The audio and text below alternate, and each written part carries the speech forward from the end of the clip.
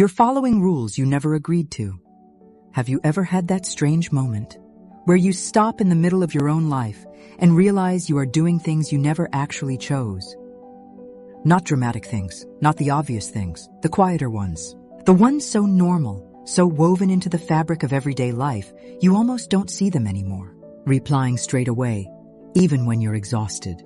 Saying yes when your whole body means no. Feeling guilty for resting. Feeling behind when you are not rushing. Feeling like you have to explain yourself, soften yourself, shrink yourself, prove yourself, fix yourself. Keep going. Smile nicely. Hold it together. Be useful, be easy, be efficient, be pleasant, be available. And one day it hits you. Who made these rules? Because that's what they are. Rules. Not laws written in books. Not commandments carved into stone. Something stranger than that. Invisible rules. Unspoken instructions.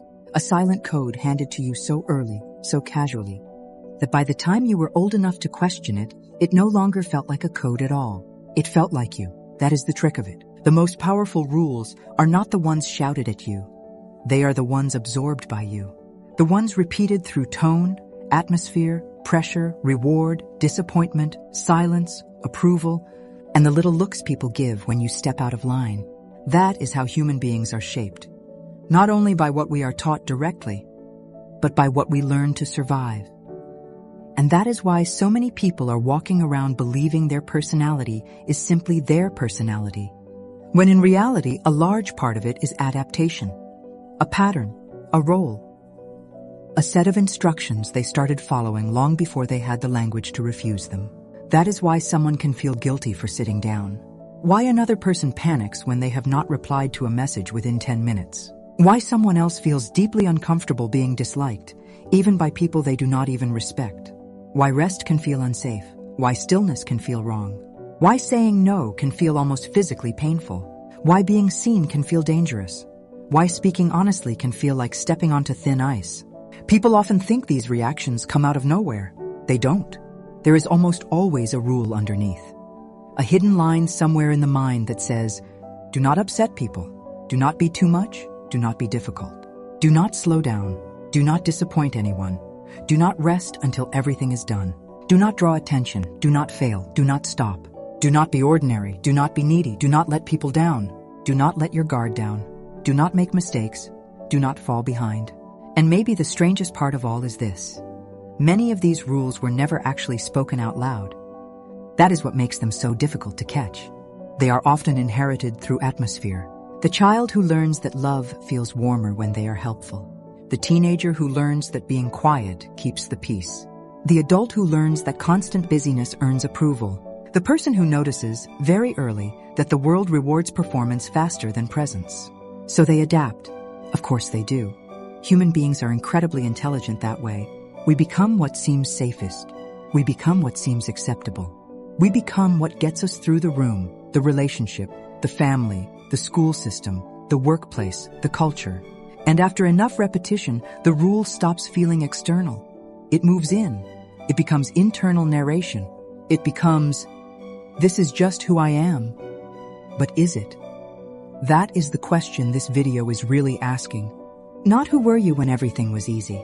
Not who do you wish you were on your best day. But how much of your daily life is being run by rules you never consciously agreed to? Because once you begin to see them, you cannot unsee them. And that is where something powerful begins. The first crack in an invisible system is not rebellion. It is recognition. It is that quiet moment where you catch yourself hurrying for no reason, apologizing when you have done nothing wrong, explaining a boundary that did not need a courtroom defense, working past your own limit because something in you still believes exhaustion is noble, checking your phone again, not because anything matters that much, but because some internal engine has convinced you that stillness is not allowed. And that engine does not arrive by magic. Psychology has known for a long time that human behavior is shaped by reinforcement. What gets rewarded tends to repeat. What gets punished tends to retreat. What keeps us safe becomes familiar, and what becomes familiar often starts to feel true. That matters, because many people do not live according to truth. They live according to familiarity, and familiarity is not the same as freedom. If a person grows up around tension, chaos can feel normal. If a person grows up around criticism, self-criticism can feel responsible. If a person grows up earning connection through usefulness, overfunctioning can feel like love. If a person is praised only when producing, slowing down can feel like failure. So when they become adults, they do not necessarily choose these patterns, they repeat them. Not because they are weak, not because they are broken, not because they lack intelligence, but because the nervous system loves what it knows. The mind would often rather repeat a familiar discomfort than step into an unfamiliar peace. That is one of the hardest truths for people to accept, because we like to believe that if something hurts us, we will naturally reject it. But the human system is more complicated than that. We do not just seek what is good, we often seek what is known.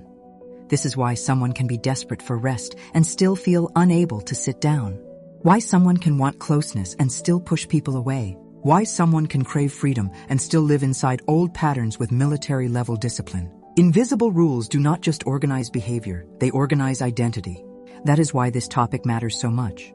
Because if a rule lives in identity, it does not feel like a rule anymore. It feels like morality. It feels like common sense. It feels like character. It feels like the kind of person I am. I am just someone who replies straight away.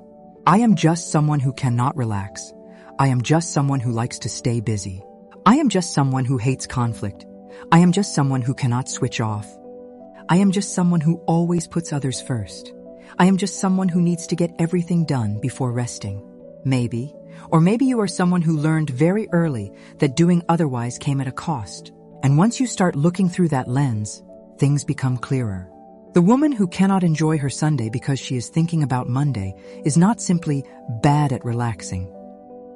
The man who feels guilty for saying no is not simply too kind. The person who over-explains every decision is not simply very considerate. Sometimes these are not personality traits in the purest sense. Sometimes they are survival strategies dressed in everyday clothes. That does not mean they are fake. It means they were forged. And what is forged can be softened, reshaped, and understood. That is the hopeful part, because the moment you see the rule, something changes.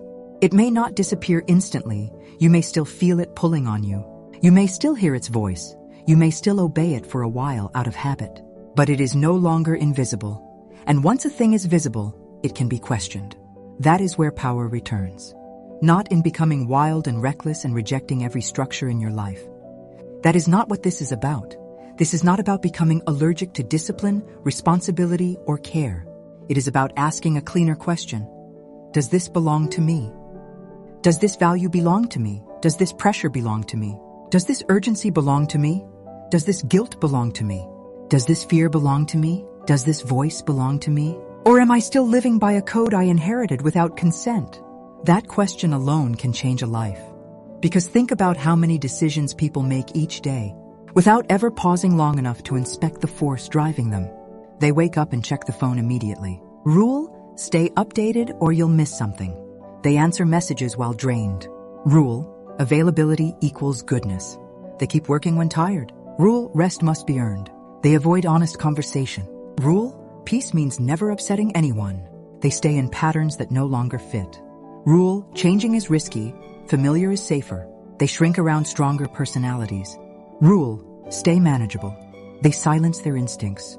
Rule, external approval is more trustworthy than inner knowing. And because these forces are so normalized, people rarely call them what they are. But once you do, the whole scene changes. Suddenly that guilt is not some sacred moral truth. It might just be conditioning. Suddenly that urgency is not proof that something is deeply important. It might just be a patterned stress response. Suddenly that pressure to keep producing is not evidence that you are falling behind. It might just be the voice of a rule that once helped you belong. This is why awareness can feel both liberating and destabilizing. Because the rules that once kept your life neat begin to look less like truth and more like architecture. And not all architecture deserves to survive. Some structures are useful. Some keep us steady. Some support community, rhythm, responsibility, and trust. But others were built from fear. And fear is a terrible architect. Fear builds rooms with no windows. Fear narrows movement. Fear confuses obedience with safety. Fear teaches people to call self-abandonment maturity. Fear calls exhaustion dedication. Fear calls overthinking responsibility. Fear calls silence weakness. Fear calls shrinking politeness, and if you live under that architecture for long enough, you stop noticing the shape of the ceiling, until one day your whole spirit starts knocking. That is often how change begins, not always in some huge dramatic awakening, sometimes in a small irritation, a quiet grief, a fatigue that will not lift, a strange resentment toward a life that, on paper, looks completely fine, a sense that something is off even though you cannot yet explain what. That feeling is important, because very often it is not random dissatisfaction. It is friction. The friction between who you are and the rules you have been obeying.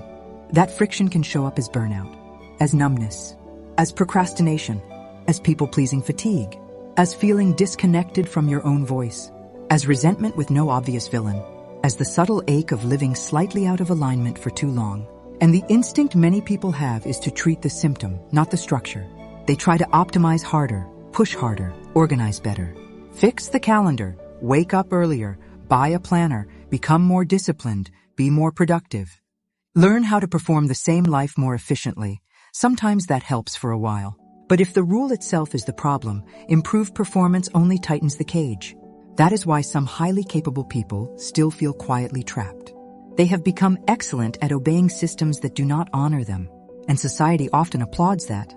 That is another uncomfortable truth. The world does not always reward authenticity first.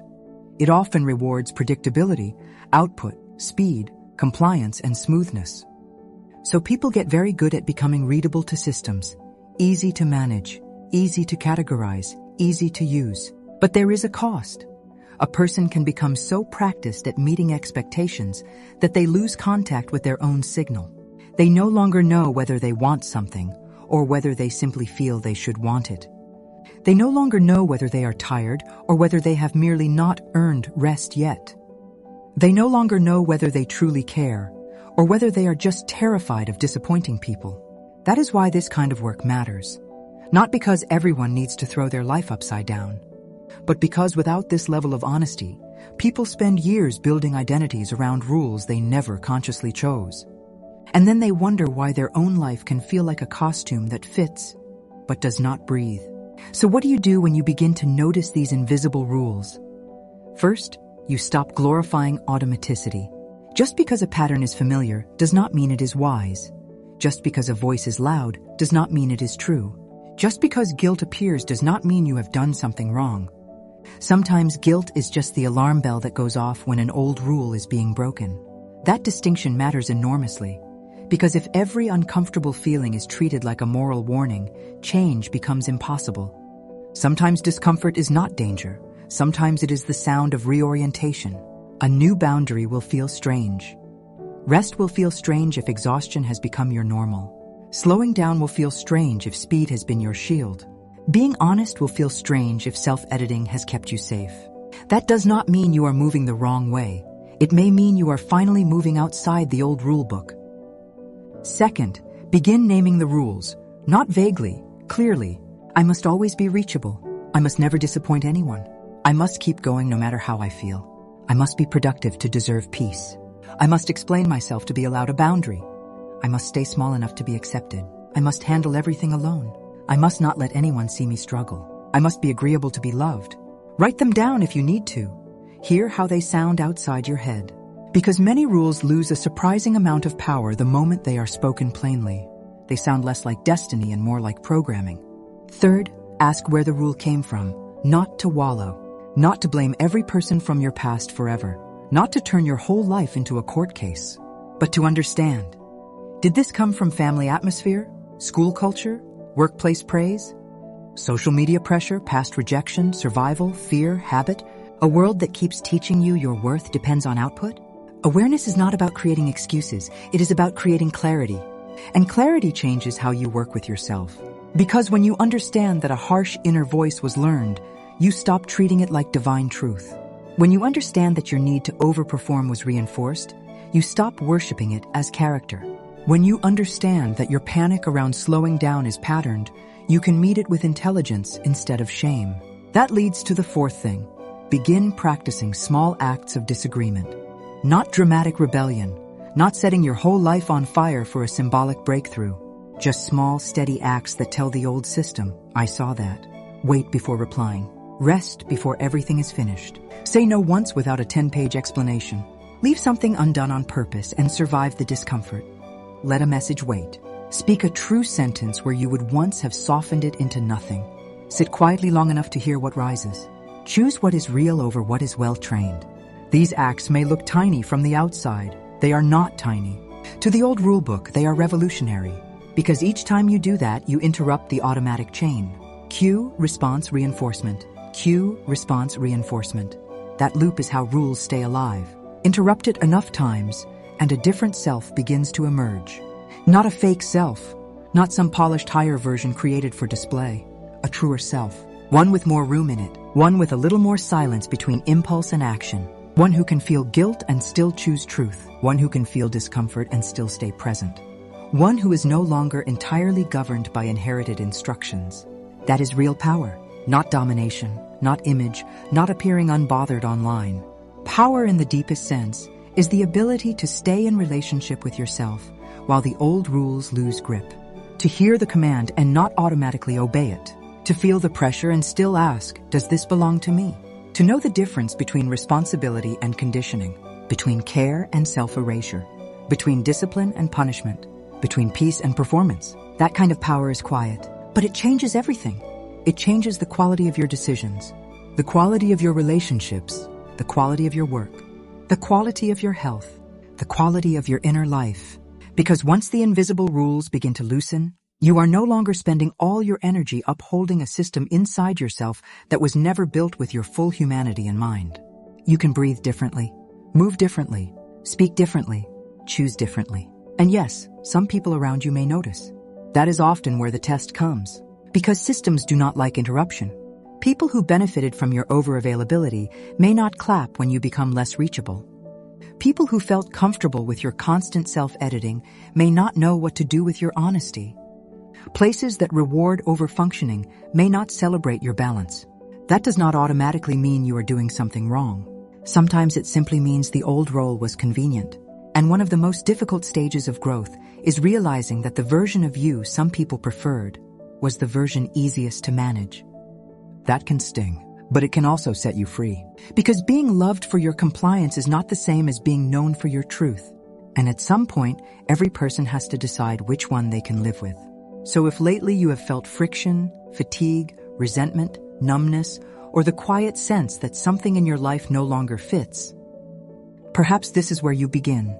Not by blowing everything up overnight, not by becoming someone else, but by noticing the rules, the ones in your schedule, the ones in your relationships, the ones in your body, the ones in your tone of voice, the ones in your guilt, the ones in your urgency, the ones in your endless explaining, the ones in your inability to rest, the ones in your fear of being misunderstood, the ones in your need to always be good. Notice them, because the moment you see the rule is the moment it stops being the air you breathe.